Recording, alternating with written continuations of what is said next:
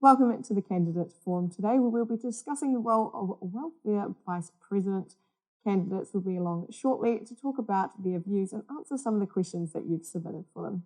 My name is Neva, I'm from Salient, and I'll be hosting today's debate. Kia ora koutou, my name is Rosie von Boyze and I'm running for Welfare VP for 2022. Just to tell you a little bit about me, I'm 25, I'm an agender lesbian, I'm a third year education and sign language student, and I'm the current UniQ president. I'm an artsy kid, I struggle with maths, and sometimes I forget to use my inside voice. I don't have a lot of clout, but I do have a lot of heart. This university is about maintaining the status quo, and the current status quo is that it's run as a business and we are its loyal customers, and the university works with the aim of attaining and retaining its customers. So the whole purpose of VUWSA is that it serves the students, and VUWSA should work in the avenues of advocacy for students within the university and the wider community, but also maintain the grassroots approach of empowering students through tools such as student leaders, advocates, student services, events and campaigns, and even those interpersonal relationships. And this will give students the best experience that they can during their time here. So I'm running for VUWSA because I've been moving in student advocacy circles for around about 3 years now, and it still breaks my heart whenever I hear of students who are really struggling to get through their studies and feel like they have no other choice but to drag themselves through their entire time at uni. And I genuinely believe in the power of collective student voice and being able to bring about that real, tangible change to improve the lives of students and wellbeing outcomes for students. My 3 policies, they're about support, so active support, institutional support, and student support. So the student support means more training and support for student leaders, empowering students with information and resources, and building those personal relationships with the rep groups so that VUWSA is more easily accessible and we're in touch with what's happening in the lives of students all year round. Institutional support means putting together necessary policies and procedures in place to protect vulnerable student communities. It means finally finishing the student engagement framework, which we've been working on for such a long time. And it means constructing a VUWSA wellbeing policy so that students have something solid against which to hold VUWSA accountable. Because everybody loves to talk about accountability, but if students don't know how to access that, then what's the point, you know? And lastly, the active support means addressing fee inequities for international students. It means addressing sexual violence through bystander intervention training, more robust support and training for RAs, and the creation of a new student volunteer role. And it means fostering a safe and inclusive environment at Te Aro by working with student services and student groups to better engage the campus in a productive and positive way. Better wellbeing outcomes, for students is the kind of thing that manifests benefits in other areas of students' lives and the wider Victoria University community. So I'm dedicated, I'm driven, I've got a proven track record that I can just muck in and make stuff happen. So please vote Rosie VB for Welfare VP. Perfect. Thank you, Rosie. That was a great start. And we are here with Monica, who is running for the Welfare Vice President role. So kia ora, ko Monica Tuku Inua no Singapore o ku te puna, ke te noho o ki te whananui atara. This year I have been incredibly privileged to be your equity officer, which has afforded me really valuable insight to how the university and VUWSA operates. I've reformed the Student Equity and Diversity Committee to be less VUWSA-centric and more focused on the representative groups themselves. I've reformed the equity officer position to make it more grassroots and community-based. This ensures that there's an officer in touch with the student body, dismantling the VUWSA ivory tower. I've pushed for VUWSA to be more anti-racist, established yearly cultural competency training.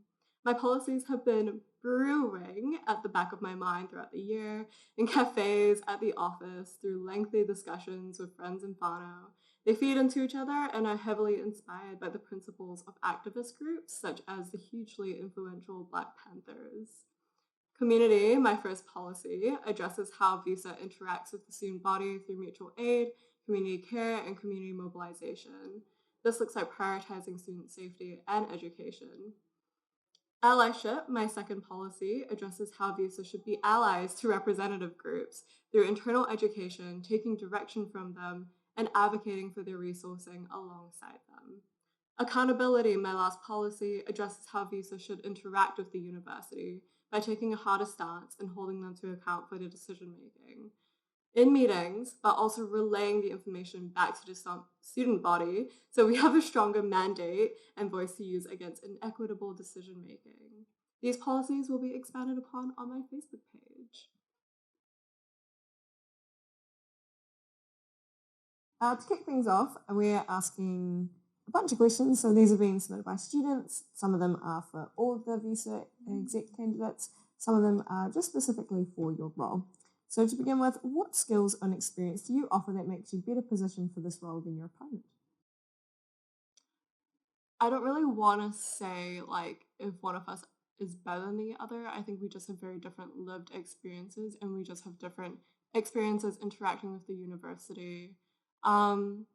Personally, I have been in VUWSA for a year, so my perspective is more like to do with how VUWSA interacts with the student body and how VUWSA interacts with the university.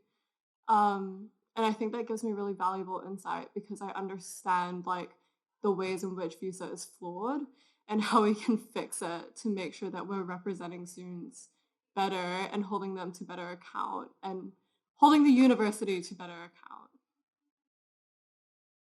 I've been involved with UniQ and the Disabled Students Association for around about 3 years now. So like the whole time I've been at uni, this has meant that I've gotten to see vulnerable communities on campus and issues that they face firsthand. It means that I've been able to respond to them. It means that I have been on the ground actually dealing with the day-to-day sort of stuff that students have been dealing with for my entire time here. And I've just reached a point in the journey where I can't continue the work that I'm doing and keep up that momentum while staying at the level that I was at before. And I need to access the extra resources like the funding, the paid staff and the paid office hours in order to continue actually pushing for what students really need. And I think having that student-led kaupapa front and centre at all times gives me that kind of advantage, you know. Perfect. And for those who don't know, what exactly is the Student Engagement Framework? It seems it's something you're very passionate about and something that, as you said, you've been working on for a while. So can you explain that, please? The Student Engagement Framework is something that it's a policy or a procedure, I guess, put together by both staff and students in equal partnership. It's been put together over a series of hui run throughout the entire year so far, and it basically outlines how both low-level operational stuff and those bigger kind of senior leadership decisions are going to be made that directly influence the student experience. And it gives a framework of how staff are going to engage and really engage in genuine good faith co-design with students the whole way through making all of these decisions. So it's really going to be a game changer in terms of having students in control of their own experiences and the kind of things that they're exposed to during their time at uni, you know? Yeah. Do you believe that VUWSA's current level of transparency surrounding its relationship with the university is sufficient? No. Why not? I think VUWSA is very concerned with maintaining relationships with the university. And while I see values in that, I think we really need to get back to a point that we were at before, which is like unionism of the student body. And to be a union, you need to be informed of like the interactions that are happening at those higher levels. And I don't think VUWSA does enough to inform students of how much the university really mistreats them. And I think that's our biggest flaw, honestly. Can you talk about something that students should really have an interest in and something that they probably need? How will you make sure that you know what students want and need? If you talked about engagement and accountability before, is there a specific way that you would sort of make sure that was seen? I think you have a valid point saying that it's, we need to show that there is a more transparent relationship between VUWSA and the university. But how do you know that this is something that the students really want? I think we've seen like a lot of appetite for students engaging with the university. Like there were the rent strikes last year where first years really mobilized against the university. And I think like we've seen that appetite in other years as well. especially now that we're entering like this new COVID era and online learning is kind of shit.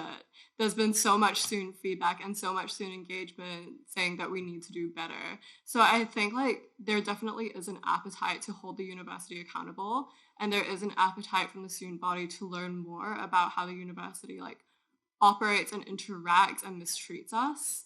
I think it's VUWSA's job and position to like make sure that they're engaged and that they understand like what's actually happening, and to have that information in a way that's accessible. So not what we're currently doing, which is a method of saying like, here's the information, you can access it if you want, but really like going out into the community and dispersing that information. Yeah, brilliant. Do you have any examples of university policies that you'd like to see amended to give more direct and robust protections for students? You talked about having a safe space in all campuses and halls and like wraparound uni services. Is there anything in particular that's really jumping out at you, something you want to tackle first if you got the role? One thing that I really, really want to work on is the student conduct statute first and foremost, because it gives a great background of what academic misconduct looks like, but it doesn't provide a lot of solid outlining of what more general misconduct looks like in terms of those vulnerable communities, like what racism can look like, what sexism can look like, what homophobia and transphobia look like. And with the rise of TERF influence on campus and white supremacist groups, I really think it's incredibly important that we give more robust backgrounds and definitions, and kind of reinforce the student conduct statutes. Yeah. How will you make these advocacy streams and sort of the communication flows you're talking about, this dispersion, how would you make that accessible to student representative groups as well? So one of the things that I've been working on this year is reforms to SEDEC, which is the Student Equity and Diversity Committee, which is what rep groups sit on, and where, there's a point of contact between them all to discuss issues to do with diversity and equity. Before this year, it was just like a really great concept, but it didn't really have, good bones. Like there was a lot of confusion about like what it was actually meant to do. So this year I've kind of reformed it to be less about VUWSA, because initially it was just VUWSA coming to these rep groups and saying like, these are the events that we're holding, what are your opinions on this? And then they would give us their opinions and then we would go away. But now it's kind of more of a body to be like a space where representative groups can share the experiences of their marginalized students, and then like create grassroots community mobilized actions against the university in areas that we have in common. So I think that's one avenue of how to disperse information between rep groups and between VUWSA and rep groups. But another way could also be to have it like written down. Like there's a rep group manual that VUWSA has written that is currently out of date, considering all the big changes that have happened this year, that is meant to go out to rep groups to help them get an understanding of what VUWSA is exactly. That could be another avenue to inform and exchange information. In terms of exchanging information with the student body, one idea that I had was to use signs and have it like freely accessible online, but also have like in-person hard copies. And then we would produce signs which like state things specifically about Victoria. So the different services that students can access from different groups, and what the university is up to in terms of like really big projects that are coming out, like the student engagement framework. Just different things like that. I think there are so many different avenues. Yeah. Does that answer your question? Yeah. Okay, no, great. Sure. You also mentioned you've had a lot of experience dealing with other groups and clubs within the university. How would you deal with a conflict of interest that came up within the VUWSA executive, either with a group that you've had heavy involvement with, or if it's your personal view that doesn't reflect, say, the feedback you got from the student body? Would you be able to put that aside? How would you work through it in a professional sense?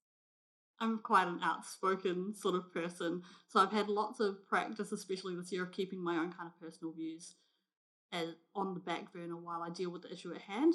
I think with issues and conflicts between students, and especially, these tensions can get quite heated when it involves things like, basic human rights. I think it's important to utilise services such as student interest in conflict resolution, when things get a little bit too much, because, they have lots of different avenues of conflict resolution services, and I know them quite well. So it's, we've already got that basis of that basic relationship down. But also in the role of VUWSA, it is the Student Representative Association. So, as a democracy, majority rules in a way. So, we can't let harmful views of minority groups get in the way of the bigger picture, Yeah, for sure. It's a very valid point.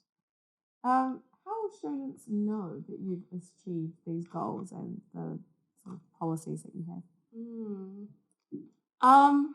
I think, you'll know from results. I think it's less a question of if students know that I specifically have achieved all of these goals, because I don't really believe in doing all of these things for student recognition. I think you'll know from the results if students are better engaged with VUWSA at the end of the year, if there's more understanding of what the university is like and how they constantly disenfranchise students. I think that's how you'll be able to tell. How will students know that you've achieved these goals and these things you've been talking about? Because like you said, some of these are quite long processes, and should you get into this role, it is only for a year. So do you think you'd be able to make tangible change? Yeah. Well, with all my policies, I've tried to construct them in such a way that every outcome is a tangible thing. You've either achieved it or you have not. Instead of doing things like, hold the uni accountable, because that can look like a lot of different things and it can be outlined in lots of different ways. So, for example, doing the student engagement framework thing, it's either implemented or it's not. And it's something that we've already got lots of momentum on. It's something I've already been involved with. And so I've really tried hard to make sure that my goals are actually achievable. I've done this through consultation with student groups, consultation with current VUWSA executives, consultation with some uni staff members even, to see what is and is not feasible. And so I don't really want to get students' hopes up and only for me to let them down. Eh? Yeah, absolutely. And just a final question that we've been asking all candidates today. What is a previous cause or campaign that VUWSA has championed that has affected you, and how has that affected you? Ooh, honestly, it's been this year the public transport campaign. I've been following that one incredibly closely. Unfortunately, I was in a car crash midway through this year, so I went from relying on my own transport to relying on public transport, and you can see as a casual user of public transport that it's actually quite expensive for uni students and is often unreliable, and it means that it's incredibly hard to just go into uni to attend the 1 hour class and you end up falling behind on things. And I think free public transport would absolutely be a game changer for all students in terms of, because wellbeing outcomes are multifaceted, they're overlapping, they affect everything. You can't have good mental health without achievable costs of living, So I think that this would be incredible for students to get free public transport, and it's something that I've been really stoked to see VUWSA going at, Okay, so I was a first year last year, and definitely the rent strikes were a big thing. I just remember being at home because our halls of residence had kicked us out 48 hours before, and it was a real struggle to find a plane ticket back, and I was crying, and it was really a crazy time. And my friend Azaria started the rent strikes, and then VUWSA got behind it, and it just grew so much from there. And I think that really affected me personally because I was at home knowing that my family couldn't really support us during that time, and instead of that money just going straight back to halls for a room that I wasn't using, I was able to buy groceries for my family, which was really valuable. Any last messages you'd like to send out to the student body? Not that I can think Nico. I've said a lot of things. Vote with intersectionality in mind, you know? Yeah. Perfect. Thank you very much.